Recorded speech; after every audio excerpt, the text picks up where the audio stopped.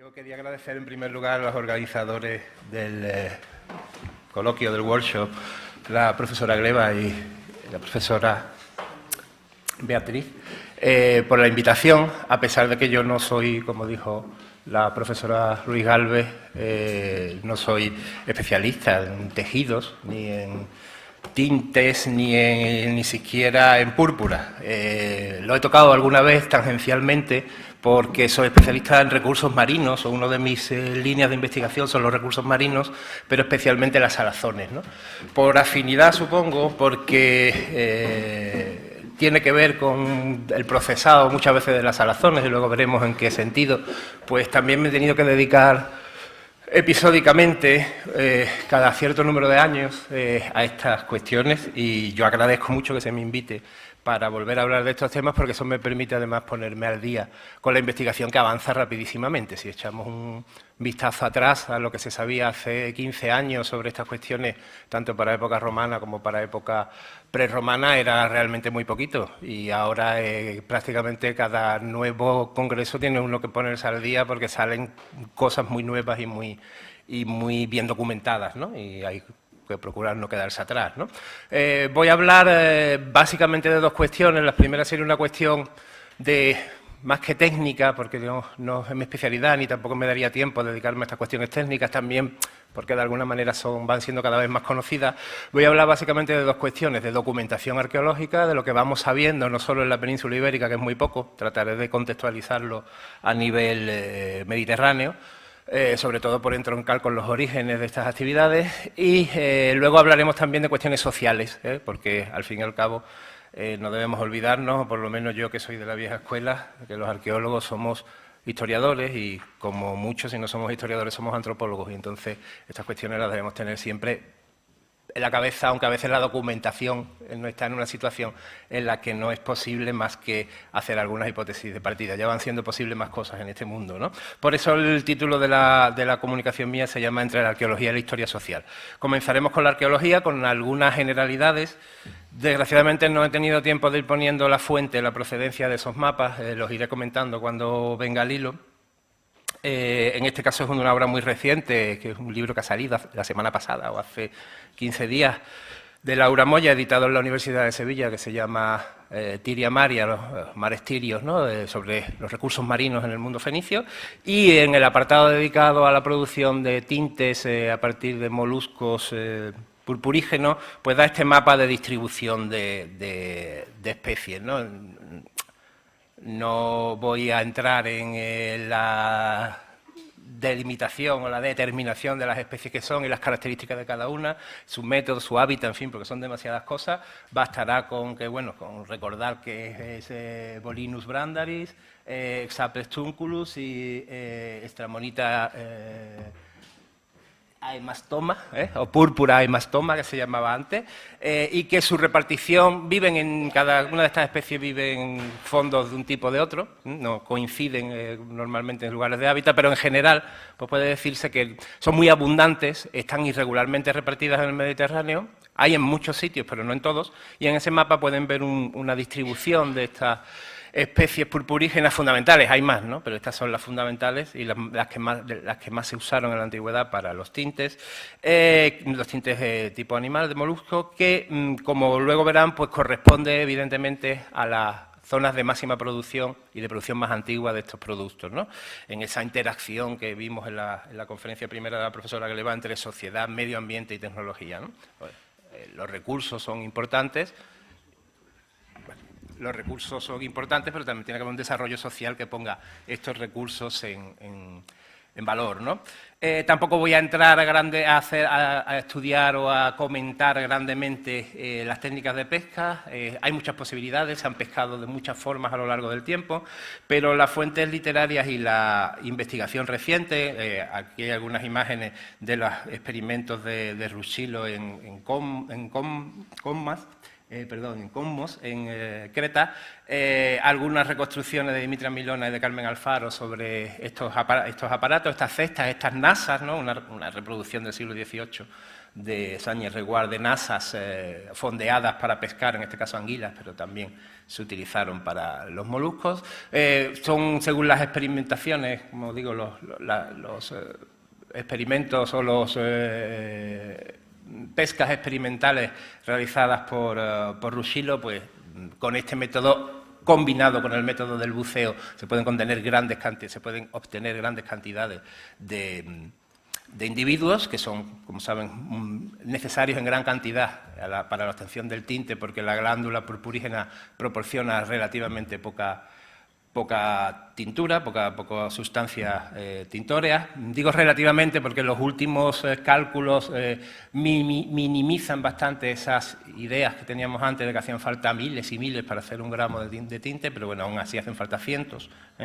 Y con estos métodos de pesca, ya digo, combinados con el buceo, se pueden conseguir esa enorme cantidad de conchas que hacen falta. Y tampoco voy a entrar en, bueno, sí, en esto voy a entrar un poco más, pero quiero decir, no me voy a detener grandemente en pormenorizar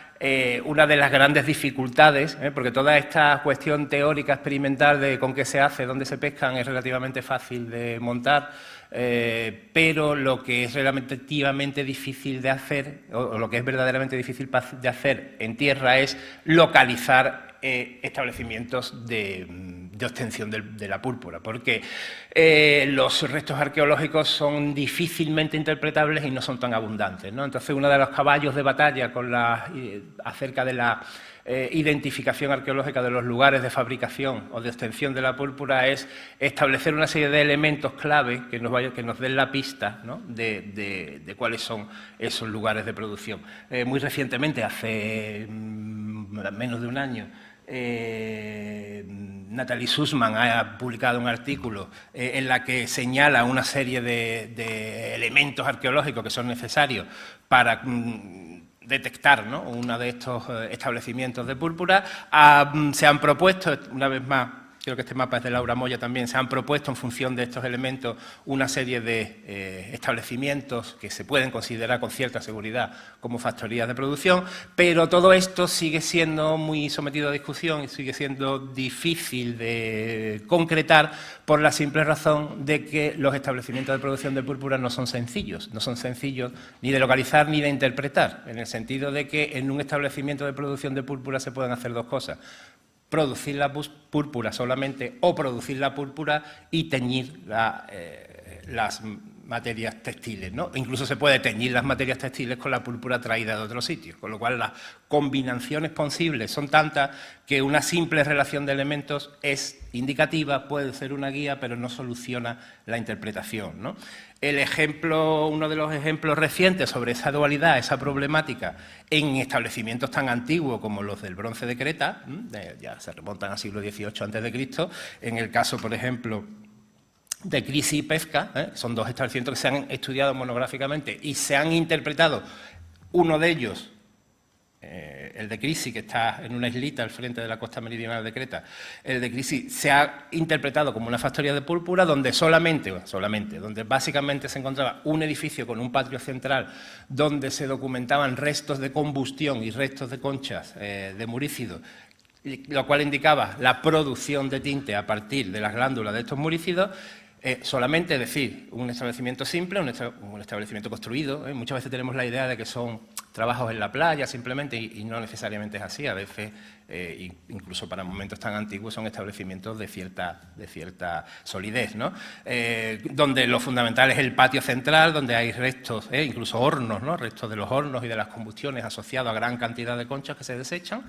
Y luego tenemos el otro paso, que sería que una vez obtenido el tinte, que se puede obtener en el mismo establecimiento, se puede traer de fuera, pues habría que, y aquí hablamos de consumo como de consumo en la industria, no como de consumo doméstico, habría que tintar las telas, fundamentalmente las lanas, pero no solo, ¿no? Y normalmente las telas se ha llegado a la conclusión de que no se tintan, lo que se tintan es la materia prima, la lana, incluso a veces antes de hilar, para poder luego hilar con la materia ya, tejer con la materia ya tintada, ¿no? Parece que es el procedimiento que se hace en este otro yacimiento de Creta, que es el de Pesca, donde aparecen algunos recipientes manchados de púrpura, como que han servido para las excavadoras interpretan no tanto para producir como para refinar o para obtener un producto un poco más elaborado, y sobre todo lo que aparecen son pozos y piletas que se relacionan con el teñido de las materias textiles, y por lo tanto, y por supuesto aquí hay un ejemplo de estas piletas, unas son más profundas, otras menos profundas, están conectadas a menudo entre sí por canalillos de agua o por canalillos por el que corre el propio tinte, y que parece que es una de las características de los establecimientos donde se tiñe, además de producirse o sin producirse la púrpura, se tiñen los textiles, estos espacios, estas piletas necesarias para teñir, y esos pozos, ¿no? Para obtener el agua, algunas veces para eliminar residuos. Evidentemente en estos lugares también se encuentran restos de caparazones, pero por lo visto no en tanta cantidad como en los lugares de obtención primario del tintado. Por lo tanto, es una cuestión compleja, una cuestión bastante compleja sobre la cual empezamos ahora a ir conociendo gracias a los trabajos muy recientes de las últimas publicaciones de las purpúreas Ebestes o de la de las revistas de textiles antiguos. Estamos empezando a conocer los detalles, ¿no? Y estamos empezando a conocer los detalles para épocas muy atrás, ¿no? Curiosamente se sabe casi más de las épocas iniciales a nivel arqueológico, a nivel de reconstrucción tecnológica, si en ese sentido tenemos que entender arqueológico, que de las etapas más recientes, ¿no? Más recientes dentro de la protohistoria. Y a veces nos encontramos con sorpresa, como la publicación reciente de establecimientos donde hay evidencia de haberse producido púrpura y que no están ni en Creta ni en Oriente, sino que están en Italia, ¿no? Y para fechas tan antiguas, como es el caso de Copa Nevigata, en Foggia, en la costa adriática, lo tenemos aquí. Y que además tiene evidencias de contactos con el mundo minoico y con el mundo micénico, y bueno, pues parece dar la impresión de que esos primeros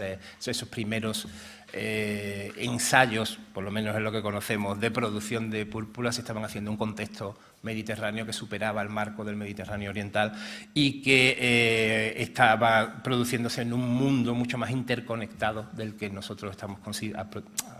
acostumbrados a considerar, ¿no? Por acercarnos un poco a nuestro tema fundamental, que es el tema de la península ibérica y especialmente del mundo semita de la península ibérica, bueno, pues el otro gran ámbito, aparte de ese ámbito minoico y apenínico, podemos decir Egeo, Mediterráneo central, que podemos considerar para las primeras épocas o para la primera edad del hierro, para el bronce final y la primera edad del hierro, son las evidencias de producción de púrpura en el mundo fenicio original y en las colonias centrales y occidentales del Mediterráneo, donde vamos empezando a tener algunas pruebas y algunos restos arqueológicos relacionables claramente con esta industria. Algunas propuestas son antiguas, tienen ya unos años, como esta de Sarepta, ¿no? En Líbano, donde junto a este horno cerámico se encontró un conchero de púrpura, o sea, de Múrices, y se encontraron una serie de elementos cerámicos con carácter funcional, es decir, que parece que han servido para el proceso de producción, que son muy similares a los fuelles que se usan y que aparecen en los mismos yacimientos para la metalurgia, y aquí encontramos otra vez esa relación entre la metalurgia y la producción textil y la producción de púrpura que ya señaló la profesora Ruiz Galvez y que volveremos a encontrar más adelante. Por ejemplo, en Telaco, en Israel, estamos, si no me he perdido yo, estamos en Telaco, estamos en el siglo XIII, siglo XI a.C., donde además aparecen unos edificios. Telaco está aquí en la costa de Israel,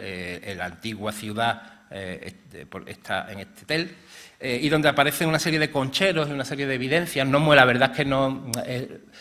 recipientes manchados de púrpura, no muy importantes, pero sí lo suficientemente indicativas de que hay una serie de edificios que están dedicados a la producción de púrpura, donde encima encontramos restos de producción metalúrgica y sobre todo estas inscripciones, una de las pocas inscripciones que tenemos sobre este mundo,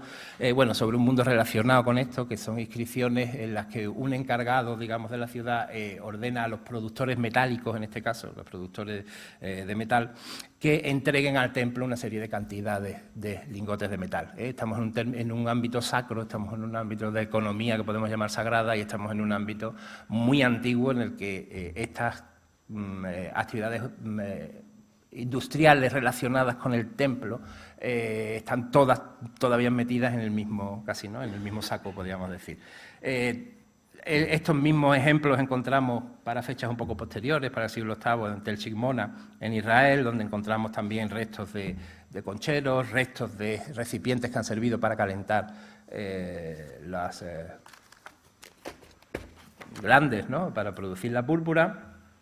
Y sí, bueno, en Tel Dor encontramos exactamente lo mismo. Aquí ya nos estamos moviendo hacia una época bastante posterior al mundo, a la época de dominio persa de esta zona y de los primeros siglos del mundo helenístico. Estamos hablando del siglo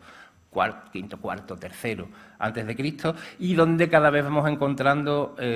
incluso se han propuesto la existencia de viveros. Bueno, esto habría que verlo, pero evidentemente son unos viveros. Lo que habría que ver es si son tallados en la roca, si son viveros para mantener vivas las conchas. Pero lo que sí es evidente que existen pozos, piletas y acumulaciones de caparazones y acumulaciones de restos de moluscos purpurígenos que, sin ningún género de dudas, corresponden a una actividad, a veces parece, como en el caso de Tel Dor, exclusivamente de obtención de púrpura, o como en Tel Mor, lo que pasa es que no he podido encontrar fotografías de cuándo se excavó, solamente del estado actual, pero en Tel Mor parece que hay piletas y hay una producción, además, una posible tintura de textiles. Y donde sí se ha propuesto que existan estas dos actividades, y con esto saltamos, voy muy rápido porque me quiero aproximar a la península ibérica, que era mi objetivo inicial, donde sí se ha propuesto en el llamado luego di Arsino en Mozia, se ha propuesto que todo este conjunto de piletas y pozos donde hay muchas actividades diferentes, pero se ha propuesto que una de las actividades sea el tintado, el curado de los cueros, el tintado de los cueros y el tintado de textiles a partir de púrpura, ¿no? Ya Ries publicó esta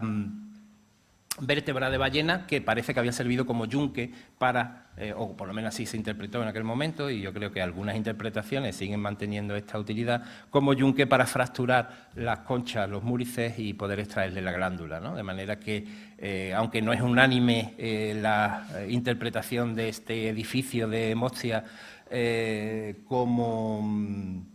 y estamos entre los siglos VII y IV, no está eso muy bien datado, como factoría, no propiamente de tinte, sino de tintado, bueno, pues es una de las posibilidades en vista a la documentación arqueológica, ¿no? Si nos movemos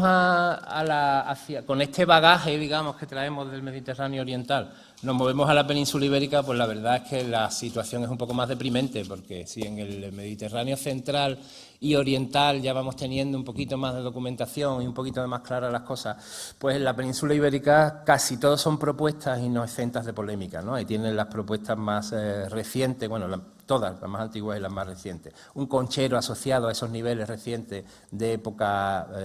muy antigua del emporio que se llama ahora de Huelva, un nivel de concha que no tiene más de 100 conchas, esto no es una cantidad suficiente para hablar de una producción de púrpura, pero bueno, es por lo menos el conchero más antiguo que conocemos en el suroeste de la península. Están las estructuras del Cómico de Cádiz, que las han presentado hace un momento José Iravedra y que están relacionadas con las primeras evidencias de habitación humana en la ciudad de Gadil. Están una estructura antigua del siglo VI del Cerro del Villar en Málaga, donde se han propuesto la existencia sobre todo de actividades aliéuticas y que parece que también se asocian a algunos concheros de púrpura, y está ahí la polémica de si realmente es una producción de púrpura o no. Y luego en Andalucía, la costa mediterránea, en Andalucía oriental, básicamente en Almería, bueno, pues algunas evidencias más de esos concheros que siempre son demasiado escasos y de publicación demasiado antigua en la mayoría de los casos, como para poder proponer claramente que estamos ante una factoría de púrpura, ¿no? En Chacaleta, Ibiza, parece que las evidencias, por lo menos en las estancias que publicó Joan Ramón, parece que son un poquito más claras acerca de textiles y de producción de púrpura. Y luego en la segunda edad del hierro tenemos muchas más, ¿no? Aquí digamos que es tangencial a este encuentro, la segunda edad del hierro, y sobre todo elementos tan recientes ya de la segunda edad del hierro, pero no me he resistido a traerlos porque aquí es donde encontramos estructuras realmente claras, que se pueden relacionar con alguna claridad, y ya verán que no es mucha, con estas producciones, ¿no? Ahí tiene Luis Milena, vamos a ver algunos ejemplos. Luis Milena, el olivillo se acaba de excavar hace 2 meses en Cádiz, pegado al mar, detrás de la actual Facultad de Filosofía y Letras,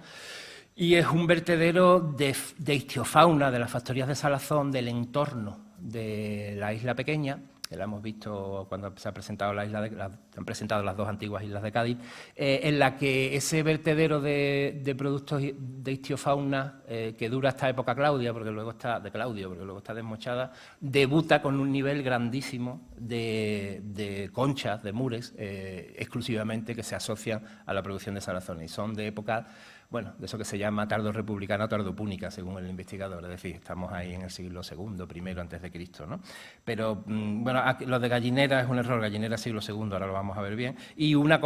primicia de última hora, pues, bueno, de última hora digo porque el libro ha debido salir esta semana, yo todavía no lo he visto, en Fuerteventura, en el islote de Lobo, pues se ha excavado una factoría, se dice romana, ¿no?, de producción de púrpura, pero en realidad es de este mundo gaditano, púnico, romano, de muy finales del siglo I. Estamos ya apurando la protohistoria, pero bueno, es una prueba de la atlantización, junto con Mogador, de lo que siempre se habla, nunca se sabe gran cosa, ¿no?, de la atlantización, es decir, la expansión hacia el Atlántico de estas industrias desde tiempos muy antiguos. Por poner algunos ejemplos, bueno, el caso de la Casa del Obispo de Cádiz, excavada prácticamente por el mismo equipo del ayuntamiento que el Teatro Cómico, no es una producción de púrpura, pero sí hay una sepultura con restos textiles, y se ha hecho, Salvador Bello ha hecho un análisis de los tejidos del individuo, que es una tumba además monumental de finales del VI, que estaba aquí enterrado, y da restos de púrpura marina, por lo tanto es una prueba antigua, digamos, del uso con carácter funerario, en este caso suntuario, dado el carácter suntuario del enterramiento de la púrpura en la necrópolis de Cádiz, además de las necrópolis más antiguas, las que están en la isla pequeña. Hemos visto en el Teatro de Cómico esos niveles asociados a la combustión, y no es realmente un horno, sino que es una zona delimitada para combustionar algún tipo de sustancia, asociada a una enorme cantidad de múrices, y que se ha interpretado, creo que correctamente, como restos de la producción de púrpura. Tiene la particularidad de que hay varias fases en poco tiempo, que están... ¿Me queda cuánto? 1 minuto. Acabo, la parte social la voy a resumir muchísimo. Donde se constata que los elementos de combustión están separados por arena dunar y en el mismo sitio, es decir, que hay parones temporales de la actividad, como en Euspérides, ¿no?, en Libia, y se retoma la actividad, es una actividad estacional, pero relativamente continuada en el tiempo. Este famoso conchero de Luis Milena, de San Fernando, en el que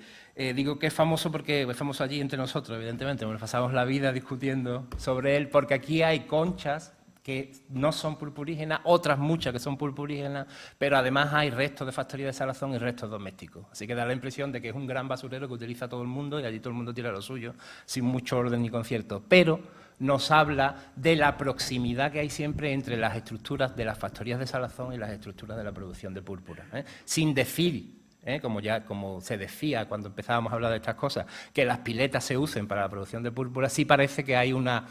espacios comunes en todo ese mundo. En el Olivillo se está viendo exactamente lo mismo, en Cádiz. En la propia Cádiz, esto es siglo II antes de Cristo, el Olivillo es época ya tardo-republicana, ¿no? En Luis Milena aparecen piletas, en el Olivillo no aparecen piletas, pero en el solar de detrás, que se llama Gregorio Marañón, hay 2 piletas y hay un montón de ánforas, es decir,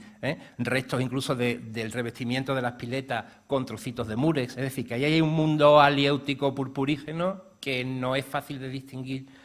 Piletas también del tipo de Garus, ¿no?, que no es fácil de distinguir en el estado actual de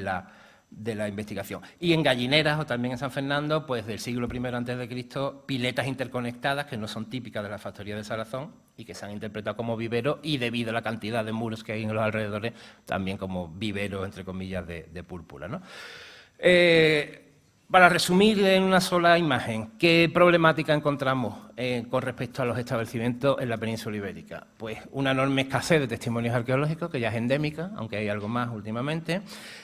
una posible evolución técnica y sobre todo de volumen de producción hacia el final de la época púnica, coincidiendo con el gran momento de las salazones gaditanas, que se alarga hasta la época de Augusto, una relación problemática con la industria salazonera local, que en algún momento tendríamos que plantearnos si también se están salando los moluscos, porque hay algunos tipos de bivalvos, sobre todo, que está contratada, que se salan y se consumen salados, y finalmente, bueno, muchas veces la desaparición de concheros y la dificultad de encontrar estos sitios, como pasa en todas partes, pues porque actividades secundarias como la construcción lo utilizan para la producción de cal, ¿no? La relación entre textiles y púrpura desde el punto de vista social, la voy a saltar porque ya no tengo tiempo de exponerla, tenía un montón de cosas sobre, en fin, uno siempre es más... siempre es mucho más ambicioso de lo que al final te da el tiempo, ¿no? Pero sí les pediría simplemente que se fijaran estas dos imágenes. La diferencia entre el mundo social en la iconografía, y he traído elementos de iconografía conocidísimos porque tampoco soy especialista, pero la diferencia entre este mundo suntuario, estos famosos dinos del Museo Británico, este mundo en el que la púrpura se utiliza, y que también en la península ibérica, en la estatua de Carmona, la famosa estatua de Carmona, lo vemos, aunque no está colorada, pero sí están estos motivos geométricos, faunísticos, que es un mundo de élite, podemos decir, que es un mundo de este comercio de prestigio con el que nació la púrpura y con el que nació el mundo de los textiles de lujo, podemos decir, y cómo a lo largo del tiempo eso, por utilizar, es que como no tengo tiempo, tengo que utilizar una palabra que no me gusta utilizar en este contexto, que es una cierta democratización del uso de los tejidos, no de la púrpura necesariamente, pero sí de los tejidos. Aquí tenemos una serie de elementos, sobre todo de Ibiza, de Puig-de-Molins, hay algunos de Cádiz también, de contexto submarino, están muy erosionados, y allí le llaman mumiforme porque le recuerdan a momia, realmente son terracotas como las de Ibiza, donde digamos que hay una simplificación de esas decoraciones textiles, hay una generalización, digamos, de los vestidos decorados, pero claro, ya no pueden ser decorados ni con púrpura marina, y aquí entrarían todos esos sustitutos, ¿no?, de la púrpura en estratos de población que no son estratos de población muy elevados, y que desde mi punto de vista, si yo lo comparo con mi especialidad, que son los salazones, lo que me está hablando es de un nuevo mundo que se abre a partir del siglo V y sobre todo del IV, que es un mundo de, lo recojo en una, aunque las cosas son mucho más complejas, porque el mundo religioso sigue funcionando de una manera más lujosa, podemos decir, pero bueno, no me puedo detener en eso, que yo lo relaciono, y lo tengo escrito así, con la aparición de un mundo que ya no es un mundo tan tributario, tan de prestigio como había sido, y tan de relación entre élites indígenas y élites coloniales como había sido antes, y donde esta ampliación de las posibilidades de los tintes y de los vestidos nos mete en un mundo nuevo, que es el mundo de la Segunda Edad del Hierro, donde esos marcadores de lujo se van moviendo un poco y se van también diversificando y relacionando con el nacimiento de las conciencias étnicas. La profesora Julia Martínez creo que habló de un relato de Polibio donde dice se conocía a los mercenarios ibéricos con Aníbal porque iban vestidos con una túnica que tiene un filito rojo. Los romanos, al autor romano dice, ¿cómo te vas a fiar de los púnicos? Si los púnicos no han vestido nunca la toga, es gente tunicata, es gente con túnica. Es decir, y esas túnicas tienen decoraciones, lo hemos visto en esas figuritas de Ibiza, ¿no? Hay una identificación entre el textil y los colores, no solo con el estatus social o con el culto religioso, sino también con la identidad étnica. Es ese mundo étnico, ese mundo de las... y siento tener que ser tan simplificador, porque en realidad estoy simplificando mucho, pero la idea es que ese es un mundo, digamos, de expansión de la forma ciudadana de vida relacionada con la aparición con la monetización del Mediterráneo, con la aparición de elementos de mercado libre, de mercado institucional y con el cambio totalmente de un mundo a otro y con ello de los tejidos y los tintes purpurígenos entre la primera y la segunda edad del hierro. Y bueno, traía demasiadas diapositivas, pero creo que he podido al final reflejar esquemáticamente mis ideas. Muchas gracias.